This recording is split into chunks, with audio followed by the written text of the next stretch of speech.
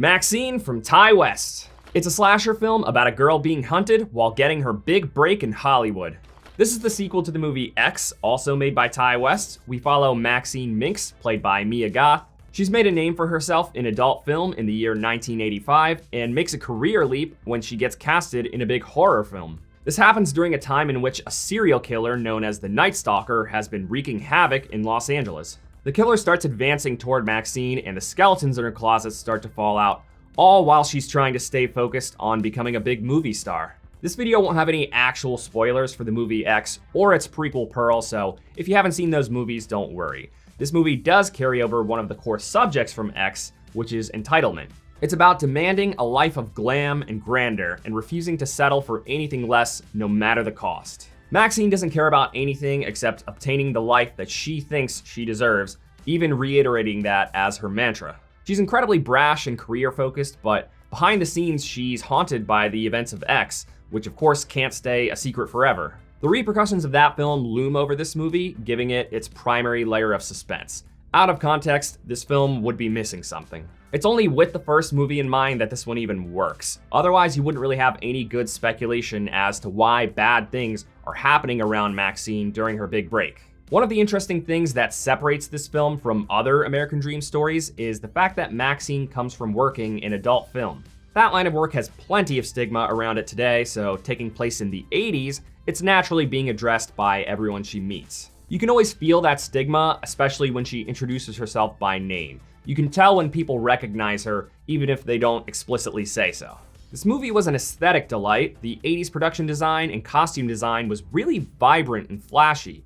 Couple that with fabulous 80s disco music, and it really feels like time travel. Some of the editing choices were also really cool. The creative use of split screens during montages really fit the vibe of the period and added an interesting layer of excitement to the story. And whenever Maxine has a flashback, it's edited to look like an old school television show. This was a really nice touch, showing us that Ty West does not hold back on creating a really immersive experience. This movie is pretty gory at times, and that's where it starts to get pretty campy. Some of the shots of blood splattering and flesh being ripped up look a bit dated. This is deliberate though. It's done with the intent to further contribute to the 80s aesthetic. The over-the-top use of practical effects here reflects how they were used back then. The gore is kind of its main source of horror stimulation here, rather than using suspense, jump scares, or psychological anguish as a means of captivating viewers. I don't have any issues with occasional obscenities, but I personally prefer stories driven by compelling character experiences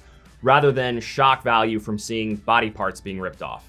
I totally understand why some viewers gravitate to horror films that rely on obscenities for entertainment.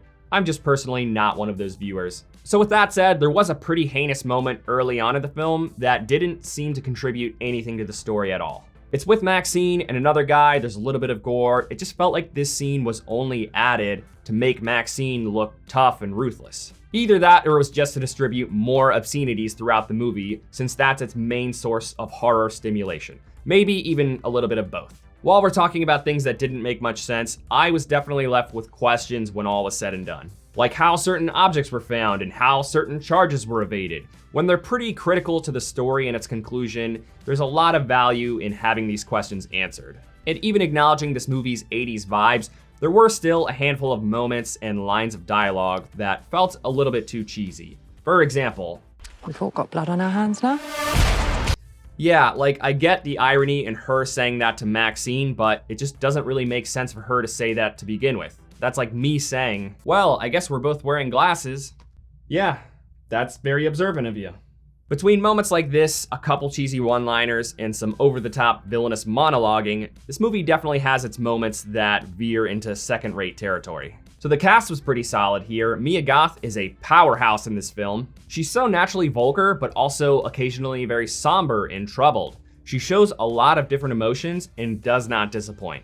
Kevin Bacon was also pretty great here. There were a few little things regarding his character that felt a bit silly, but nevertheless, he filled the shoes of the character very well. Those two were the real standouts of this film. It does have some other wonderful talents like Giancarlo Esposito and Elizabeth Debicki, but their roles were small enough that they just didn't really have as much time to shine. So when compared to X, I would say this movie is a little bit more entertaining and definitely a lot more dazzling, but then it just has little flaws that occasionally detract from the experience. It's a very stylish and unique spin on the slasher subgenre, even if it doesn't deliver the most compelling story overall. This was fine, even decent in some ways. This is for the die-hard horror film fans who like to have the frame drenched in blood. But if you prefer character-driven stories over visual stimulus, then this one might not be your cup of tea.